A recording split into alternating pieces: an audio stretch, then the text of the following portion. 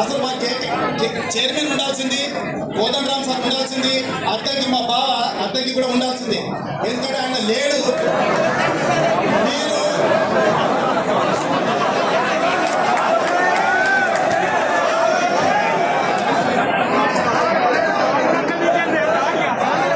నాకు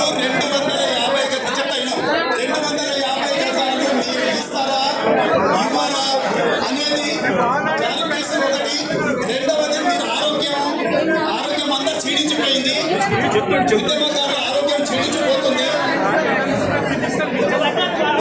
కాబట్టి మీరు ఆరోగ్యం క్షీణించిపోయింది కాబట్టి మీరు మాకు ఆరోగ్యం కాపాడటానికి మీరు ప్రభుత్వం నుండి అసలు ఆలోచన ఉందా లేదా? మేమేమంటున్నామంటే ప్రభుత్వం ఆ లీకులు వస్తున్నాయి బయటికి, చాలా మంది మాట్లాడతలేదు. మనం ఏదేదో మాట్లాడుతున్నాం. మీ కమిటీ నుండి మాకు లీకులు వస్తున్నాయి కాబట్టి మా వాళ్ళకి అందరికీ టెన్షన్ పట్టుకుంది. ఏమని ఏం లీకులు వస్తుందంటే, ఒక లీక్ ఏమొస్తుందంటే రామోజీ ఫిల్మ్ సిటీ అవతల 100 గజాలు చొప్పున ఇస్తామని లీక్ ఒకసారి వస్తుంది. ఆ లీకు పేపర్ వచ్చింది. ఎవరు లీక్ పేపర్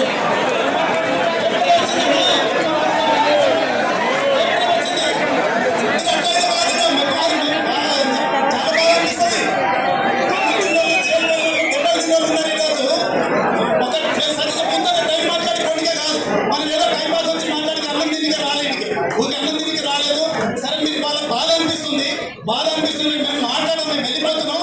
నేను ఒకటే, నాకు మీరు ఉద్యమకారులకు ఇంప్లిమెంట్ చేస్తారా చేయరా, లేదంటే వస్తే రాముల సినిమా లాగా మేము ల్యాండ్ పెడతాం, అక్కడ టేబుల్ వేసుకొని కూర్చోండి, పంటలు మీ చేతితో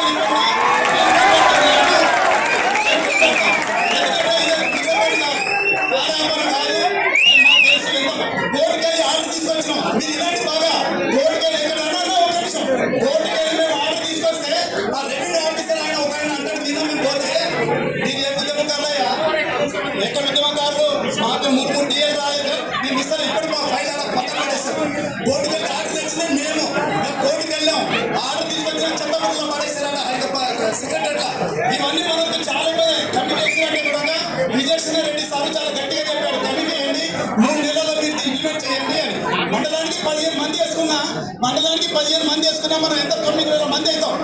మండలానికి 15 మంది వేసుకున్నా 9,000 మంది పెద్ద ఇవ్వగా వాస్తవంగా చెప్పాలంటే. సరే మేము మాట్లాడితే బాధ అనిపిస్తుంది, నాపై చాలా మంది అన్నారు నువ్వు మాట్లాడితే గొడవలు అవుతాయి, నువ్వు మాట్లాడితే కొట్లాట అవుతుంది, నువ్వు మైకే వద్దు అన్నారు. కాబట్టి నేను మాట్లాడదలుచుకోలేదు. సరే వాళ్ళు ఏమైనా చేయండి, మా కార్యాచరణ రేపు ప్రకటిస్తాం.